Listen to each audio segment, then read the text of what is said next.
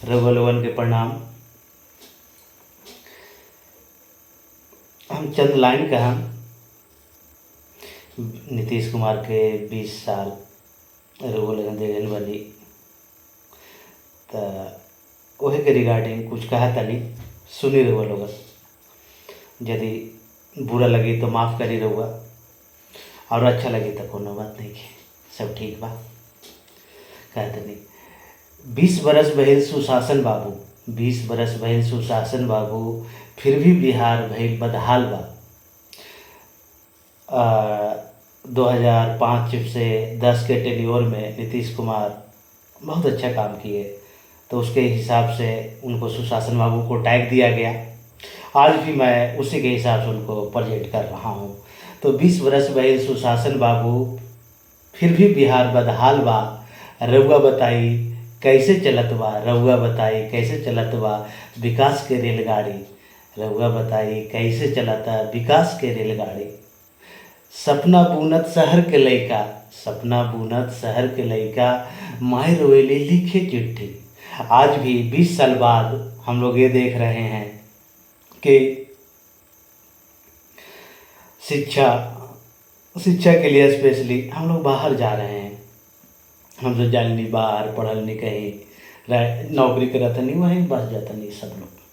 ठीक बा, एरा में कोनो शक नहीं है, हम लोग हमें सेक बनी।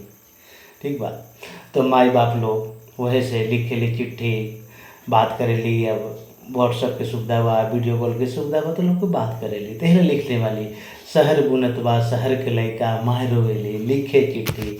अब तो बताई सुशासन बाबू, अब तो बताई सुशासन बाबू का फिर से जंगल राज आ गइल बा। फिर से बताई, अब तो बताई सुशासन बाबू, फिर से जंगल राज आ गइल बा। काहे कि अब देखा तनी बिहार में इलेक्शन के टाइम बा, मर्डर हो जाता लोगों को, लोग के धमकी मिलता, तो बहुत बा कहानी बा। तो जंगल राज बा कि ना बा ये पूछा तनी। आज से बिहार के हिस्ट्री देख ले बनी लोग, आज से 5 साल 10 साल पहले से अभी सब लोग जानता है बात के कि बहुत पुल बनल, बहुत पुल गिर गइल बा। ठीक बा, तो वही लगी 2 लाइन हम लोग लिख ले बनी। वो पुल गिर गइल घोटाला भइल बा, पुल गिर गइल घोटाला भइल बा। दारू मिलल अब शुरुआत भइल बा, हर गांव शहर हर चौराहा पर।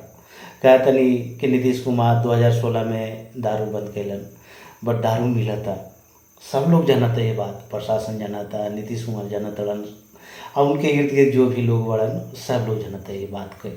ठीक बात है, लिख ले वाली कि पुल गिर गइल घोटाला भइल बा, दारू मिलल अब शुरुआत भइल बा, हर गांव शहर हर चौराहा पर। अब तो बताई सुशासन बाबू, अब तो बताई सुशासन बाबू, काहे फेल भइल रउआ का सरकार। अब तो बताई सुशासन बाबू, काहे फेल भइल रउआ के सरकार। नीतीश कुमार के जहाँ तक लोग जानता, जहाँ तक हम पढ़ने बानी, हम समझ ले बानी, मीडिया से सुन ले बानी, तो नीतीश कुमार एडमिनिस्ट्रेशन में बहुत स्मार्ट, बहुत शार्प इंसान रहे हैं। लोग उनके बारे में कहते हैं कि लोग एडमिनिस्ट्रेशन की बात करते हैं, वुमेन एम्पावरमेंट की बात करते हैं, गर्ल्स के एजुकेशन की बात उन्होंने किया है। बहुत हद तक डेटा भी ये कहती है कि नहीं, डेटा जो 2005 के बाद था उससे पहले था, लड़कियों के एजुकेशन में सुधार हुआ है, बहुत पढ़ी लिखी है।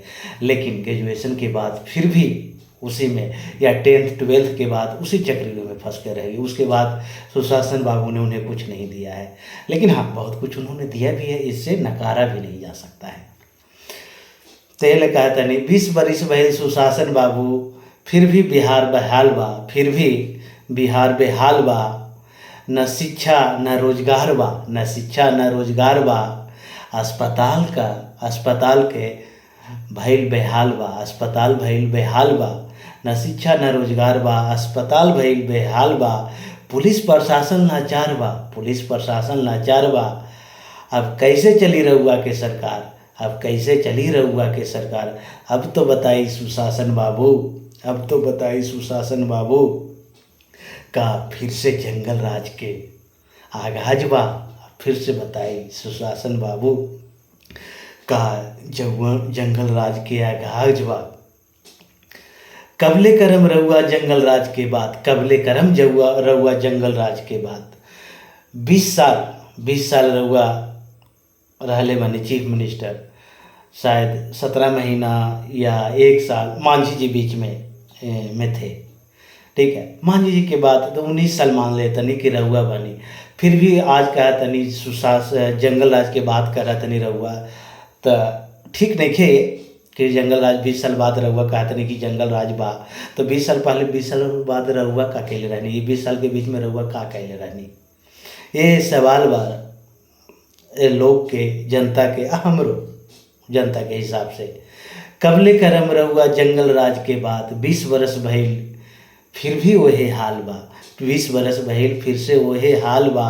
कैसे चली ये सरकार, कैसन भइल है विकास, कैसन भइल है विकास। अब तो बताई सुशासन बाबू, अब तो बताई सुशासन बाबू, काहे कहनी है अत्याचार या काहे करत नहीं है अत्याचार। 20 बरस भइल सुशासन बाबू, 20 बरस भइल सुशासन बाबू, फिर भी बिहार बेहाल बा, फिर भी बिहार बेहाल बा। अब तो करी कुछ सुशासन बाबू, 20 बरस भइल। धन्यवाद, थैंक यू।